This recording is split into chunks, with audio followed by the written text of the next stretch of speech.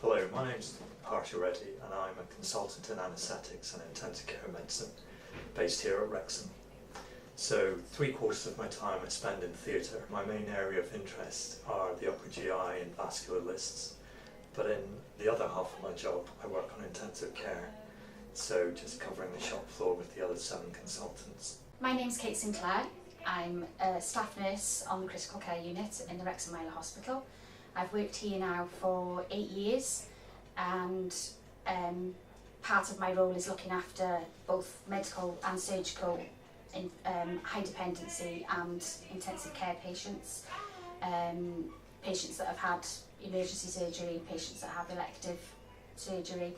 I'm also involved in the sepsis team here for the critical care unit here in Wrexham, and also with the infection prevention as well. My name's Stuart. I'm a resuscitation officer here in the Wrexham Hospital, and part of my role is teaching, and sometimes I'm out on the wards clinically as well.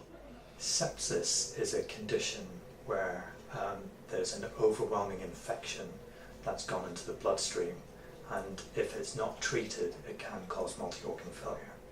So it needs to be treated in a timely fashion. There are early signs.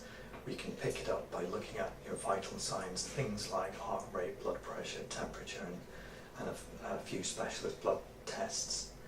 And if we get that treatment in place at the beginning, then we can make a massive difference in terms of mortality. People don't understand that even fit young patients can die from sepsis. They can deteriorate within 12 hours, and we've had a few unfortunate cases that we've seen.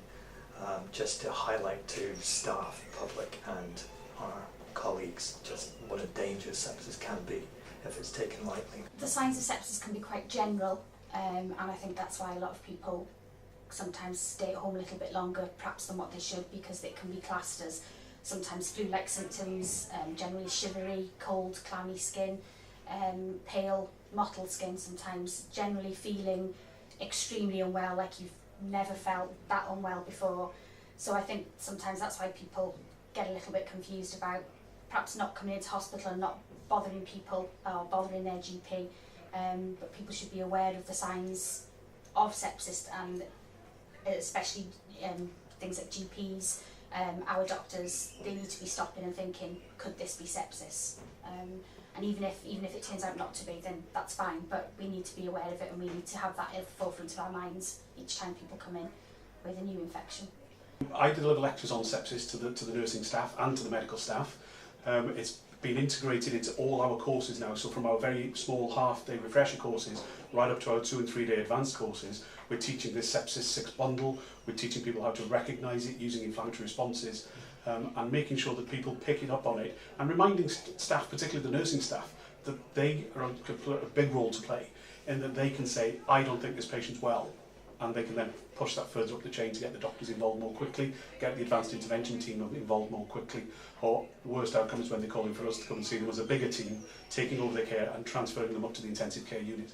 Here in the Wrexham Hospital, we're trying to educate people by holding awareness days, not only colleagues and other health professionals, but also to the wider general public, so that they can all be aware and even question themselves, could this be sepsis? Do I need to go and see my GP or come into hospital? To improve our management of sepsis within our hospital, we've certainly not been sitting on our laurels. Although we've done quite well over the last 5 years, so sepsis awareness in the media, in the public and within our profession has grown, so that virtually every medical student who comes out of medical school now can identify, treat and manage sepsis effectively. We don't want to just let that stand. We've got to make sure these standards are maintained and improved on. And so in our hospital, one of the things we're doing is during this sepsis week, we're running education workshops just to highlight to members of the public and to other staff members about the importance of keeping on top of the lookout for septic patients and starting treatment early.